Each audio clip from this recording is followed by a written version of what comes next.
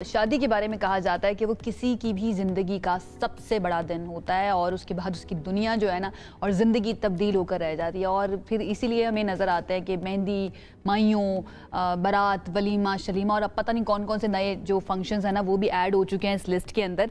लेकिन अब सिचुएशन ये है कि ट्रेंड कुछ ऐसे सामने आ रहे हैं जिसके अंदर ये सारे फंक्शंस मौजूद हैं, सारे गेस्ट मौजूद हैं, महंगे महंगे कपड़े भी हैं और वो पुरतायुश सहूलतें भी हमें नज़र आ रही हैं। एक चीज़ नहीं है और वो है दुल्हा दुल्हन और इनको नाम दिया गया है फेक वेडिंग्स का। बिल्कुल, ये रुझान अब वेस्ट से निकलकर पाकिस्तान में भी बहुत तेजी से फैल रहा है और पाकिस्तान के शहर पेशावर में इसी तरह की एक फेक वेडिंग की तकरीब जो है वो मुनाकिद की गई। वहां पर बड़ी तादाद में नौजवानों ने शिरकत की, रस्म और रिवाज भी वहां पर हुए। मजीद क्या तफसील है इस फेक वेडिंग की हम जान लेते हैं अलिशबा खटक से। अलिशबा, बताइए जरा इस रुझान के बारे में और खासतौर पर ये जो पेशावर में फेक वेडिंग हुई है इसकी तफसील थोड़ी सी बताएं। जी बिल्कुल, ये ट्रेंड जो है ये बाहर से शुरू हुआ था और 2023 में जो है ये सबसे पहले ये फेक वेडिंग वो लाहौर में हुई थी, जिसके बाद ये होते होते इस्लामाबाद तक आया और अब रिसेंटली लास्ट वीक ही पेशावर में एक फेक वेडिंग हुई थी। अगर ट्रेंड के बारे में बोलूँ तो सोशल मीडिया का ज़माना और हर कोई जो है वो ट्रेंड को फॉलो करता है और हर किसी की ख्वाहिश होती है कि शादियाँ वगैरह उनका कॉन्टेंट निकले, तो कॉन्टेंट के नाम पर ये फेक वेडिंग जो है वो की जाती है, जिसमें दुल्हा दुल्हन तो बाज़ ममालिक में नहीं होते लेकिन खुसूसन जो पेशावर में हुई है उसमें दुल्हन दुल्हन भी मौजूद थे और साथ जो फैमिली मेम्बर्स या इस तरह जो रिलेटिव्स होते हैं वो आते हैं और मुख्तलिफ रस्म और रिवाज करते हैं। अब मैं आपको पेशावर का बता देती हूँ, लास्ट वीक ही ये फेक वेडिंग जो है वो एडवर्टाइज हुई थी और जिसकी प्रॉपर टिकट्स ली गई थी कपल से या जो नौजवान थे सिंगल लोग वो आ रहे थे, उन्होंने इस फेक वेडिंग को अटेंड किया था। बताऊँ आपको तो उसमें दुल्हा दुल्हन भी मौजूद थे और उन्होंने मुंतज़मीन के मुताबिक उन्होंने दुल्हा दुल्हन इसलिए रखे थे क्योंकि शादी के जो रस्म और रिवाज होते हैं वो तमाम सारे दुल्हा दुल्हन के साथ ही होती है। तो उनका यही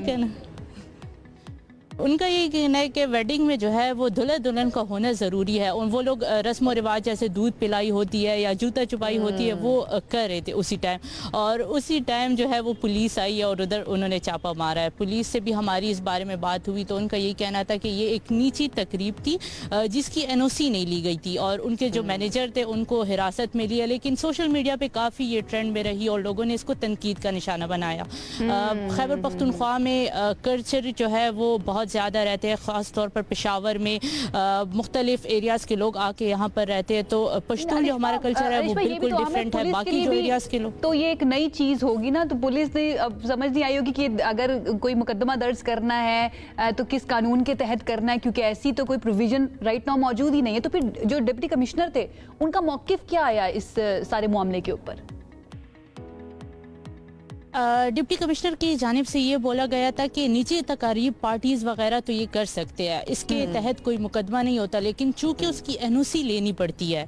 NOC अगर आप निजी तकरीब की नहीं लेगी तो पुलिस तो आपके खिलाफ कार्रवाई करेगी। और मैनेजर को जो है वो हिरासत में लिया गया था नौजवानों को सिर्फ ये सबक देने के लिए कि अगर आप इस तरह के कोई इवेंट करते हैं तो पुलिस को इन्फॉर्म कर दी, क्योंकि कोई भी बड़ा हादसा इस इवेंट के साथ हो सकता था, क्योंकि नया है ना पेशावर में ये तो ये होता रहा है। और नेक्स्ट टाइम देखते हैं कि अब ये नौजवान मसला इस ट्रेंड से नहीं था, पुलिस को वो NOC नहीं लिया था, ये वाला प्रॉब्लम इस वजह से रेड हुआ। समथिंग न्यू ना, इसके मुख्तलिफ पहलुओं को पहले डिस्कस किया जाना चाहिए, उसके बाद ही इसको प्रमोट करना या नहीं करना इस पर बात हो सकती है। Alishba, thank you so much हमें रिपोर्ट करने के लिए और बताने के लिए सारे मामले के ऊपर। अब इसके जितने भी पहलू हैं उनके ऊपर जरा बात कर लेते हैं कि ये हमारी सोसाइटी के अंदर क्या असरात डालेगा, क्या पॉजिटिव होंगे या नेगेटिव होंगे, मॉरल एस्पेक्ट इसका क्या हो सकता है, या इसके साथ साथ ये वाला मामला भी कि क्या हमारे मुल्क के अंदर या हमारे कल्चर के अंदर इतने कम फेस्टिवल्स या तफरीह के मौके हैं कि लोगों को या नौजवानों को शादियां करनी पड़ रही हैं एंजॉय करने के लिए।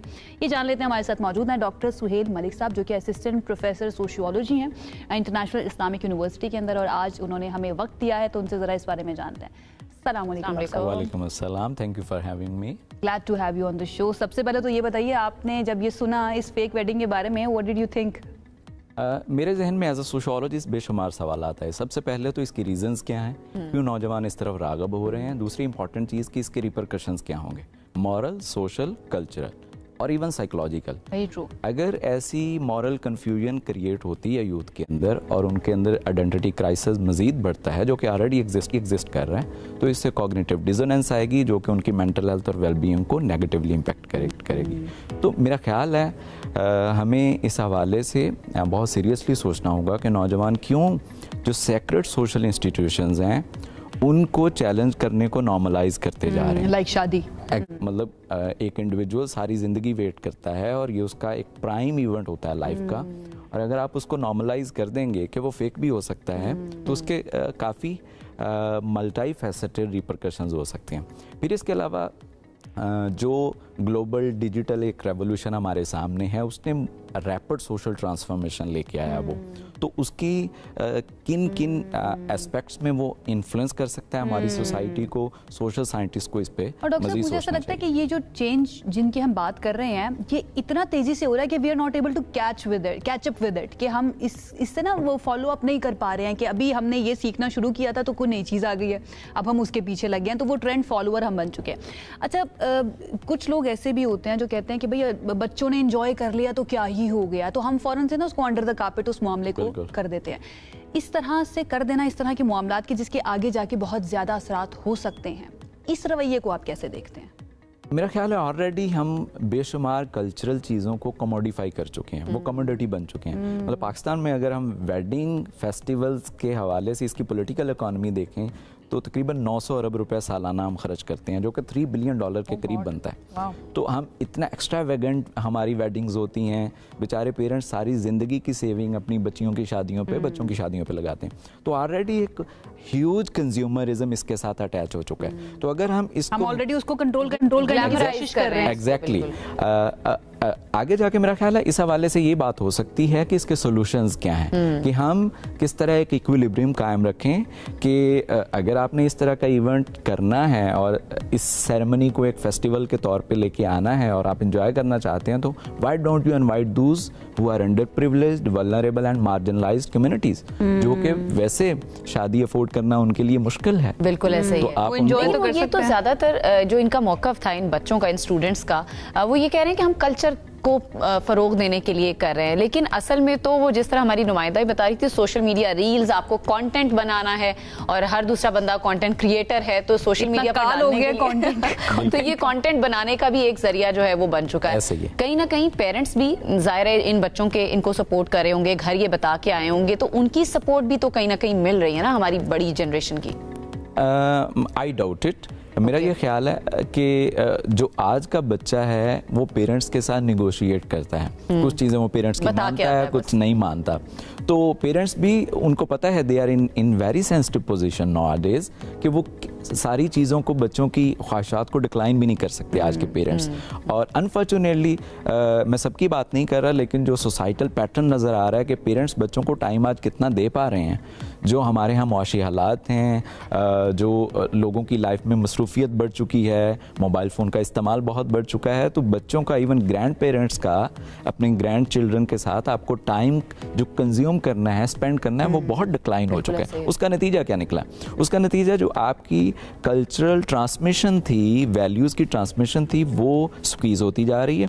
और बच्चा बहुत इंपॉर्टेंट सोशल कल्चरल जो डिसीजंस हैं वो बजाय के इन लाइट ऑफ पेरेंट्स उनकी एडवाइस के लिए वो खुद लेना शुरू हो गया। और आपका सोशलाइजेशन की जितनी एजेंसीज हैं उनमें मीडिया और सोशल मीडिया एक इम्पॉर्टेंट मेंबर बन चुका है। तो मेरा ख्याल है हम पेरेंट्स को उस तरह से रिस्पॉन्सिबल नहीं ठहरा सकते, क्योंकि ज़्यादा चीज़ें तो वो मीडिया से ले। और डॉक्टर साहब, हमें मोस्टली जो अभी नज़र आ रहा है, यंगर जनरेशन्स जो हैं, not that I am against them, but वो जितनी भी इस तरह के अक़दार हैं उनको तोड़ती हुई नजर आती है। हम कहते हैं कि हम तंग आ चुके हैं, हमें आगे की तरफ बढ़ना है। अच्छा, अगर मैं आपसे एज अ सोशियोलॉजिस्ट पूछूं, फौरी तौर पर जब आप इस तरह के इवेंट्स को देखते हैं तो आपके जहन में जो जिन रेमिफिकेशंस की या रिपरकशंस की आप बात कर रहे थे, वो क्या आती है? कल्चरली भी, सोशली भी, एज अ पाकिस्तानी भी, वो क्या 3 से 4 अगर आप शेयर कर सकें, क्या हो सकता है इसका? सबसे इम्पॉर्टेंट मैं इसको देखता हूँ कि जिस तरह रिलीजियस और कल्चरल नॉर्म्स को हम चैलेंज करते जा रहे हैं, तो ये नॉर्मलाइज होता जा रहा है। ये सबसे इंपॉर्टेंट चीज है कि किसी भी समाज का, सोसाइटी का एक स्ट्रक्चर होता है, वो सर्टेन वैल्यूज पे खड़ा होता है। अगर हम एक एक करके सबको चैलेंज करें कि ये भी सीरियस बात नहीं है, ये भी लाइट सी बात है, तो आहिस्ता आहिस्ता आपका रिलीजियस और कल्चरल जो स्ट्रक्चर है वो वीक होना शुरू हो जाता है। दूसरी इंपॉर्टेंट चीज़ जो कंज्यूमरिज्म बहुत बढ़ेगा इससे।